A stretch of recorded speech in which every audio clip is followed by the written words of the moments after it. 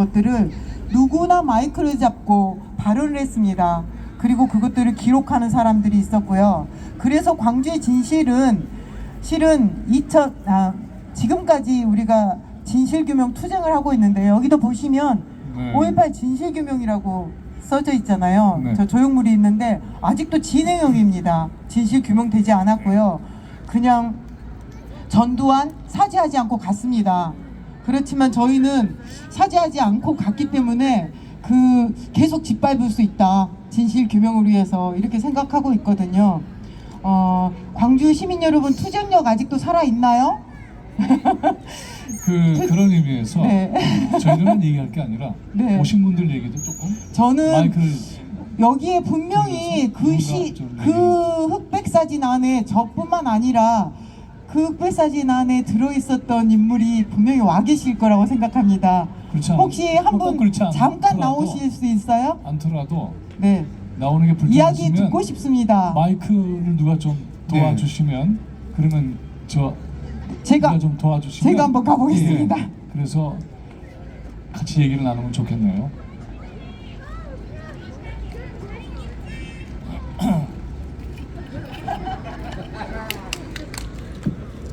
안녕하세요.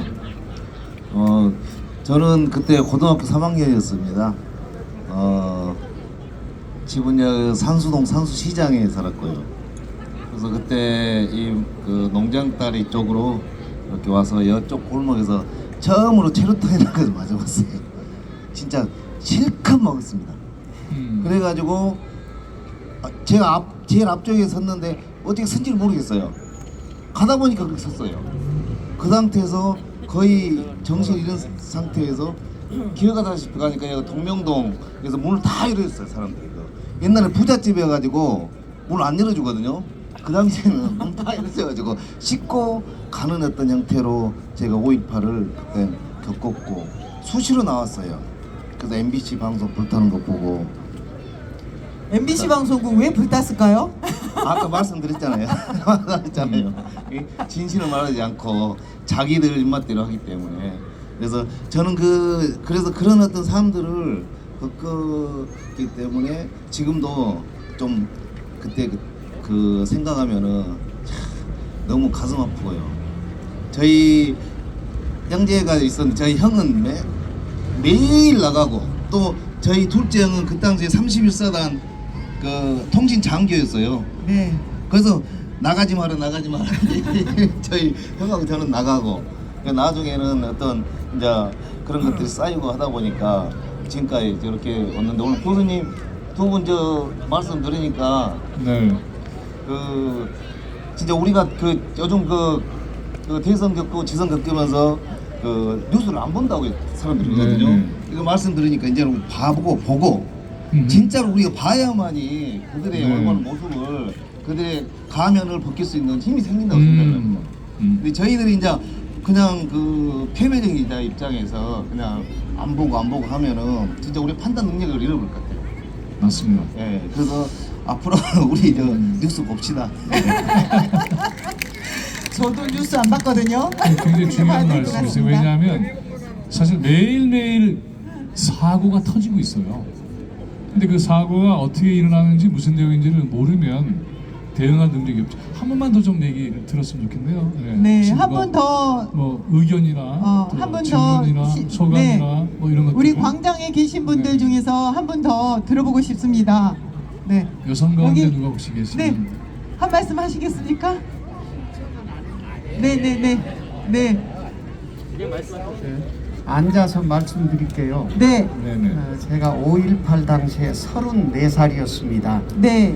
시내 한 고등학교에서 우리 국사를 가르치는 훈장이었습니다. 그 당시에 고3 담임이었습니다. 네. 그런데 5월 한 16일쯤 5일쯤 됐지 않나.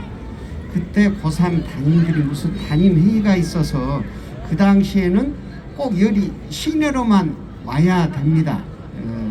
모임 장소가 지금 생각하면 카톨릭 센터 뒤쪽에 어디 음식점이었어요. 거기서 이제 회의를 하고 나오니까 금난로에 가득 그 횃불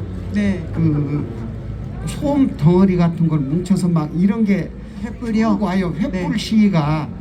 그런데 이 대학교 교수님들, 대학생들 오고 이제 그 당시에 보니까 이 전두환, 뭐 노태우 얘기가 나온 거예요. 네. 그때만은 제가 국사 선생이기는 했지만 조금 보수적이에요. 왜냐하면은 제가 그 ROTC 장교 출신이었기 때문에 국가에 대한 애국심이 강했어요.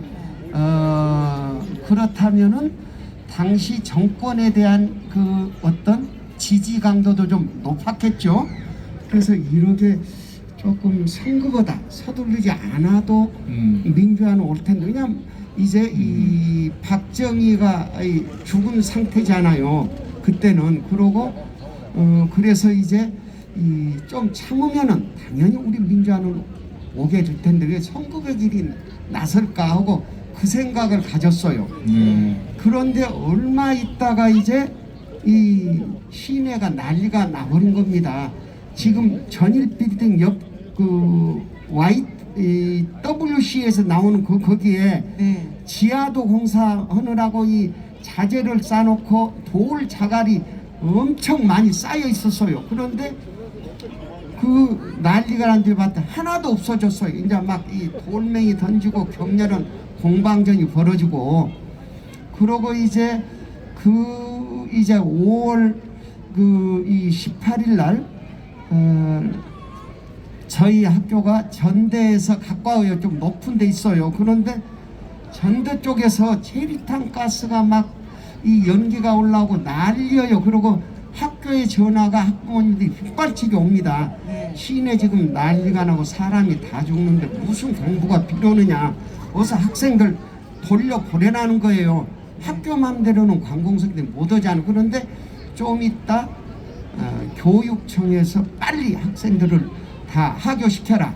근데 저희 학교 그때는 스쿨버스가 있어요. 근데 스쿨버스에 학생들을 방면별로 나누어 태우고 우리 선생님들이 그 버스에 이제 타서 아이들이 자기 그 동네 내리는 것까지는 교사들이 함께 탔어요. 네. 그런데 이 공설운동장, 무등경기장이 거리에서 이제 광주천으로 오는데 여기 그 광주공원 쪽이죠. 그쪽에서 오다가 이제 부딪혔는데 밖에 상황을 보니까 이건 말로 형언할 수가 없어요. 그 잔혹함이고 포악성이. 그 공원에 그때도 어르신들이 좀 계셨습니다. 그래가지고 이제 젊은 사람들을 잡고 두들겨 보니까 항의를 했어요. 젊은 노인네들이. 그러니까 개헌군들이 와가지고 막 그 개머리판 총에 칼 끝에 착검을 한 상태예요. 그래가지고 노인네들을 막 진 이기는 거예요. 진 이겨요. 네. 그런데 어떤 할아버지가 피를 막 흘린 거예요. 네. 우리 학생들이 기겁을 해가지고 막 소리를 지르고 날려요. 네. 그 광경을 그 당시에 봤습니다. 네. 그러고는 학교가 휴교령이 내렸어요. 네. 한 달간 쉬었죠. 그때는 저도 이제 시내 학교 안 나가니까 이제 거의 이렇게 나와서 많이 봤죠. 네. 그런데 시내의 그 참상들이 이루 말할 수가 없어요. 네. 음력 초파일 날 가장 많은 사람이 죽었습니다. 맞습니다. 여기 바로 여기 저쪽에서 저기가 그 당시 도심다방입니다. 네. 도심다방 거기에 주인도 우회청에서 내려다보다 개헌군이 총 쏘아서 그때 사망을 했거든요. 네. 근데 그 당시에 제가 여기는 있지 않았지만 여기에 계시다가 그때 날이 더웠습니다. 그래가지고 공단 입구 사거리라고 해서 저 그 터미널 들어가는 화정동 농성동 쪽에 거기에 이렇게 서서 우리 동네 분들이 이 돌멩이 막 갖다 주고 식수 떠다 주고, 그 당시에 제가 서석고 학생들이 와가지고 태극기를 이래끔 그려가지고 우리 시민군 학생들한테 나눠준 거예요. 네. 그 당시에 보니 그날이 그 무렵이 초팔이었습니다. 부처님 오신 날. 말씀드리면 창문. 죄송합니다만 하루 종일 걸릴 것 같으니까 조금 정리해 볼까요? 예. 그때 그 이 시민군들이 두들기면서 나무와 미탑을 관세음보살하면서 막 난리를 치는 거예요. 네. 그때 제가 봤던 그 단상이 좀 길어졌습니다. 여기서 마칠게요. 네, 저희가 실은 민주광장에서 그 당시에도 이렇게 마이크를 그렇죠. 주고받으면서 발언권이 그대로 살아 있었습니다. 네. 저는 제가 이 언론에 대한 문제를 한국 언론에 말씀을 대한 끊은 것 같아서 문제를 죄송합니다. 한국 언론에 대한 시간의 제약이 있어서 문제를 그렇게 이렇게 라운드 양해해 주시기 테이블로 바랍니다. 각자 발언을 해보고 경험을 나눌 수 있는 이런 장을 만들었다는 것이 굉장히 민주광장만이 할 수 있는 일이 아닌가 생각합니다. 근데 우리 경험은 너무 많아가지고요. 그렇죠. 그 네. 숫자만큼 있습니다. 광주 그렇죠. 민주광장의 네. 경험이요. 그래서 이해해 주시고요. 선생님께서 네. 교수님께서 이제 진행을 또 네, 해주시죠. 이런 것들을 생각하면 어떨까 싶어요. 이제 말씀을 끊은 것 같아요. 굉장히 죄송합니다만 시간 제약이 있어서 양해를 구한 거고요. 이렇게 경험들을 계속 끊임없이 토해내야 될 것 같고요. 그 다음에 그 얘기를 젊은 세대는 그걸 경험하지 못한 세대는 질문을 해야 될 것 같고요. 네, 그래서 서로가 주고받는 얘기가 돼서 네, 새로운 얘기가 또 만들어져야 될 것 같아요. 그때 내가 본 것은 지금 어떤 의미를 갖고 있는 것인지. 제가 이제 이런 얘기를 드리는 중요한 까닭은 딴 게 아니라요. 이런 겁니다. 어떤 충격적인 사건도요. 시간이 지나면 어떤 건 살아남지만 어떤 건 박제화가 됩니다. 그건 피할 수가 없어요. 박제화가 되면 어떻게 되느냐 하면 그 얘기가 그 얘기처럼 돼버리고 그 얘기의 생기가 사라지고 근육이 딱딱해져서 그래서 그것이 생동감 있게 전달되는 게 어려워져요. 임진왜란때 얘기를 지금 하면 생동감이 있기 어렵잖아. 예를 들자면 그건 이제 500년이 지난 얘기지만 그러나 그게 극화가 될 때는 또 다른 것이 되겠죠. 제가 이 얘기를 드리는 까닭은 뭐냐 하면 광주가 경험했던 이 서사가 이 경험이 이 비통함이 이 비극이 오늘의 현실에서는 어떤 메시지를 줘야 되는가를 끊임없이 해석하는 노력이 매우 중요하다고 보거든요. 근데 이제 안타까운 것은 이 광주의 서사가 충분히 서사화되지도 않았을 뿐만이 아니라 네, 그냥 원 경험으로만 남아 있어요. 네. 그리고 이제 극화된 것도 있긴 하지만 이거를 철학화하고 인문적인 사상의 깊이로 만들어내고 하는 일이 지금 또 필요합니다. 사실은 네. 이게 그렇게 안 되면 어떤 일에 부딪히느냐 하면 이제 어떤 역사적인 경험도 그 다음 세대를 위해서 존재해야 되거든요. 그 당대의 경험만 가지고 소통이 안 돼요. 네, 그러니까 그 다음의 세대는 그냥 어느 날 임진왜란 얘기 듣는 것 같고 어느 날 무슨 뭐 6.25 한국 전쟁 얘기 듣는 것 같고 그냥 할아버지 할머니들은 낡은 얘기를 듣는 것 같이 돼버리면 이 힘을 잃거든요. 그래서 그렇게 하지 않는 방법을 저는 찾아야 된다고 봅니다. 찾아서 예를 들자면 그것이 있어야만 지금 우리가 겪는 이 검찰 파시즘의 직할 통치 체제를 끝낼 수가 있어요. 근데 그게 성장하지 않으면 좌절하고 상처받는 기억으로 남게 되죠. 네, 그래서 우리가 기로에 서 있다고 저는 봐요. 여기 하나만 더 얘기를 드리자면 1948년에 4.3이 있었죠. 제주도에서의 처참한 비극. 그것은 사실은 광주보다 훨씬 많은 사람들이 희생당했어요. 4만 명이 죽었습니다. 끔찍한 거죠. 네, 광주를 겪고 난 다음에 4.3을 알게 됐어요. 사람들이 4.3을 얘기하는 건 굉장히 어려운 일이었는데 광주를 겪고 나니까 4.3이 뭔지 그때 알게 된 거죠. 네. 온몸으로 들어오는 것이 그게 이런 거였어? 그 고통과 그 비통함의 깊이와 규모라는 건 상상할 수 없을 만큼의 것이었네? 알게 된 거죠. 4.3도 그렇고 광주에서도 그렇고 그 서사에서 빠진 게 하나 있습니다. 그건 뭐냐면 미국 문제입니다. 광주는 그냥 일어난 일이 아니에요. 네, 제주 4.3도 그냥 일어난 일이 아닙니다. 제주 4.3은 당시의 정부는 대한민국 정부가 아니었어요. 미군정 체제에서 일어난 일이에요. 모든 미군정이죠. 네. 모든 지금 미국이 가지고 있었어요. 광주의 특징 특전사 파견의 그 주요한 영관급은 베트남 전쟁의 주의자들이었어요. 이들이 베트남에서 벌였던 일들의 많은 것들이 여기서 벌어진 거예요. 군의 이동에 대한 전시작전권은 미국이 가지고 있습니다. 제3세계에서의 정치적인 군부를 육성하는 데에는 미국이 오랜 책임을 지고 있는 것이죠. 이 문제 85년에서 87년 사이 잠깐 나왔다가 들어가 버렸어요. 광주 지금 미국에는 없어졌습니다. 제주 4.3에 대한 법도 정식으로 제정됐지만 그러나 미국에게는 없습니다. 이 얘기는 무슨 얘기냐면 광주는 그야말로 국제관계에 대해서 깊은 발언할 수 있는 현장에 전 돼야 된다고 봅니다. 미국만이 아니에요. 동아시아 전체를 놓고 볼 때 이번에 바이든이 일본에 가서 일본의 유엔 안보리 상임이사국 지지했어요. 그리고 군사 활동의 범위를 넓혀놨습니다. 한국과 미국 사이의 정상회담에서는 on and around Korean Peninsula 이렇게 얘기했어요. 한반도와 그 주변. 무서운 일이죠. 원래 한미 군사동맹은 남북관계에만 제한되어 있는 것인데 한반도 주변까지 확대되는 거예요. 이런 상황으로 돌아가게 되면 일본은 평화헌법 9조 영구히 전쟁할 수 없는 나라인데 그게 풀리는 거죠. 한미일 군사동맹 체제가 만들어집니다. 그래서 한반도 전체가 폭력체제가 강화되는 것이죠. 광주는 폭력체제에 희생당했는데 국제적 관계에서의 폭력체제가 더 강화된다고 한다면 어떻게 될까요?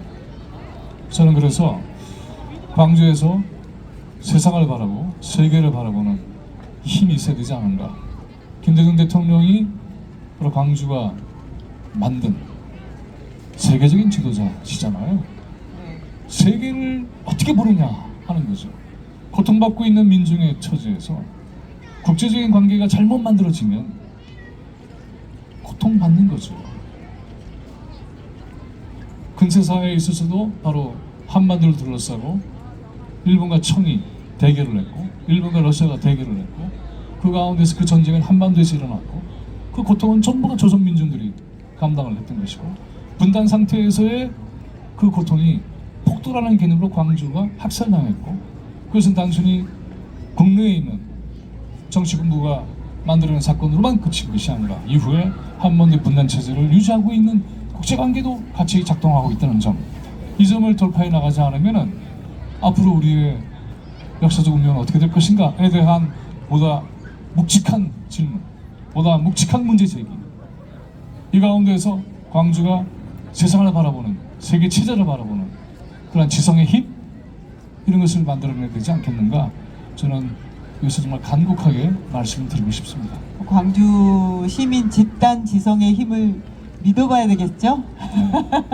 광주에서 지금 저희가 왜 광장에서 이런 토크를 하냐면 그 집단 지성의 힘을 다시 한번 불을 댕겨야 될 시점이 왔기 때문입니다. 광주 시민 정신은 아직 살아 있습니다. 그렇죠. 이 얘기를 이제 이어서 이제 정 교수님한테도 좀 말씀을 같이 나누고 싶은 건데, 우리 언론은 국제관계에 대한 것은 거의 그냥 점검 없이 통과합니다. 국제관계에 대한 것은 국내 정치는 우리가 민감하게 반응할지 모르지만 국제관계를 보도하는 언론의 태도는 정말 무지예요. 그리고 국민들도 그렇게 돼가고 있는 거죠. 그래서 국제관계에 대한 이해를 언론을 통해서 한다? 대단히 어렵습니다. 이 문제를 어떻게 풀어가야 될까요? 우리 정 교수님 의견도 한번 네. 들어보죠. 그 부분은 일단은 먼저 짧게만 말씀을 드리면 우리나라 언론이 가지고 있는 여러 가지 약점들이 있는데요. 그 중에 가장 큰 또한 약점에 해당하는 게 바로 이 국제관계 보도 측면입니다. 세계 유수의 나라들의 주요한 언론들만 딱딱딱딱 뽑아서, 이를테면 이제 영국의 BBC를 뽑는다면 한국의 KBS를 뽑는다든가 이런 식으로, 영국의 가디언이나 타임을 뽑는다면 한국의 한겨레나 조선을 꼽는다고 치면 국제관계에 관련된 진면만 딱 비교해봤을 때 실적 차이가 확실히 나타납니다. 근데 이게 한국이 교육 규모나 경제 규모로 10위권이고 민주주의를 꽃피운 나라에 속하는 굉장히 드문 사례인데도 거기에 속하는 언론의 수준이 우리 사회가 도달해 있는 수준에 비해서 봤을 때 굉장히 낮다라는 걸 보여주는 되게 중요한 지표 중에 하나거든요. 그래서 전반적으로 물론 언론의 질들을 높여야 되는 여러 가지 우선순위가 너무나 높은 게 많아서 네. 일단 진실보도부터 해가지고 이것까지 높여라라고 얘기를 해야 되는 게 지금 한가한 소린가 싶기도 합니다만 네. 실제로 우리가 국제사회에서 도달해 있는 지위에 비해서 언론이 지나치게 낮은 건 우리 사회가 국제사회에 반영이 되고 국제사회를 우리 안으로 들여오는 데 있어서 굉장한 장애가 빚어지고 있다는 걸 증명하거든요. 특히 저는 윤석열 정부에서 이게 굉장히 심해질 가능성이 굉장히 높다고 봅니다. 네. 박근혜 정부에서 이미 한번 나타났던 그런 일이기 때문에 그래서 사실 이 부분은 언론 자체를 잘하라고 얘기할 문제이기도 하지만 지식인들의 몫이기도 해요. 지식인들이 또는 대학교 교수들이 또는 시민들이 이 국제 문제에 대해서 가지고 있는 목소리나 그다음에 정보들을 최대한 겉으로 꺼내서 그들을 자극해서 그들이 가지고 있는 정보가 너무 질이 낮다라고 하는 것을 보여주기 위한 적극적인 노력이 필요하다라고 일단 한 가지 좀 말씀을 드립니다. 그리고 이제 아까 이제 김 교수님 말씀 중에 제가 꽂힌 게 뭐였냐면 광주의 특수한 경험을 세계적 보편적 철학으로 바꿔내야 된다라는 이제 그런 말씀이시잖아요. 네. 굉장히 또 오랜 기간 또 시대에 온 일이죠. 네. 뭐 비엔날레 같은 것도 사실은 그런 시도 중에 하나고요. 네. 근데 저는 오늘이 또 마침 언론을 얘기하는 거니까 한 두 가지 정도의 제 나름의 생각을 좀 말씀드리고 싶은데요. 하나는 뭐냐면 아까 이제 묻혔던 목소리 또는 삭제당했던 목소리에 대한 경험입니다. 역사의 특수한 시대에 묻혔거나 배제됐거나 삭제됐던 목소리가 진실을 얘기했던 경험들이 있습니다. 그리고 그것이 민주주의를 만드는 데서 가장 결정적인 어떤 계기였다라고 하는 것들을 보여주는 여러 역사적인 사건들이 있는데 저는 현대에서 가장 대표적인 사건이 광주라고 생각을 하거든요. 즉 겉으로 드러난 정보와 그렇지 않은 정보에서 목소리가 잊혀진 사람들이 언젠가는 그 시대를 대변하고 그 시대를 이끌어가는 목소리가 된다라는 것을 성공적 경험으로 보여준 그런 케이스라고 생각을 합니다. 이게 한 가지가 있고요. 또 한 가지는 아까 조은 감독님도 말씀해 주셨지만 이 목소리가 삭제됐던 사람들끼리는 평등했잖아요. 네. 그 사이에서는 누구나 발언할 수 있고 누구나 이야기할 수 있고 서로를 챙겨줬지 않습니까? 네. 사실 근데 언론이라고 하는 것의 기본 구조는 불평등이거든요. 발언자만 따로 있고 그냥 너희들은 들어라. 아까도 생각은 우리가 한다. 니들은 그냥 들어라. 이게 이제 언론이 가지고 있는 기본적으로 비민주적인 구조예요. 커뮤니케이션 구조에서. 근데 그게 왜 예전에는 그럴 수밖에 없었냐면 매체가 한정적이어서 그랬습니다. 주파수는 한정적이죠. 종이도 한정적입니다. 그러니까 그냥 엘리트가 좀 잘하는 엘리트가 너희들만 발언하게 해줄 테니까 그리고 너희들에게 자유를 많이 줄 테니까 우리들한테 뭔가를 줘라고 특권을 준 거예요. 네. 지금은 시대가 바뀌었습니다. 누구나 매체가 될 수 있어요. 그리고 누구나 발언할 수 있습니다. 그런데 언론은 여전히 자신의 독점권을 유지하려고 해요. 그러니까 너희들은 말하지 마. 그리고 너희들의 말은 굉장히 비열해. 너희들의 말은 수준이 낮아라고 선동하고 있습니다. 저기 뒤에 작가님도 계시지만 예술이 표현하는 것을 저런 식으로 낮게 폄하하는 그런 식의 목소리를 언론이 내는 이유가 뭐냐? 발언은 우리들만 하겠다라고 하는 어떤 독점권의 표현에 지나지 않는 것이죠. 세계는 바뀌었습니다. 그리고 상황도 바뀌었고요. 이제 매체는 더 이상 특정 언론에서 독점될 수 없는 커뮤니케이션 상황입니다. 광주가 삭제됐던 목소리 안에서 평등한 목소리로 만들어냈듯이 이제는 매체적인 조건 안에서도 우리의 목소리가 평등하게 반영이 될 수 있도록 언론이 독과점하지 않을 수 있도록 만들어주는 것, 이것이 저는 또 한 가지 굉장히 중요한 문제의식이라고 생각을 합니다. 네, 그게 바로 무동 정신인 것 같습니다.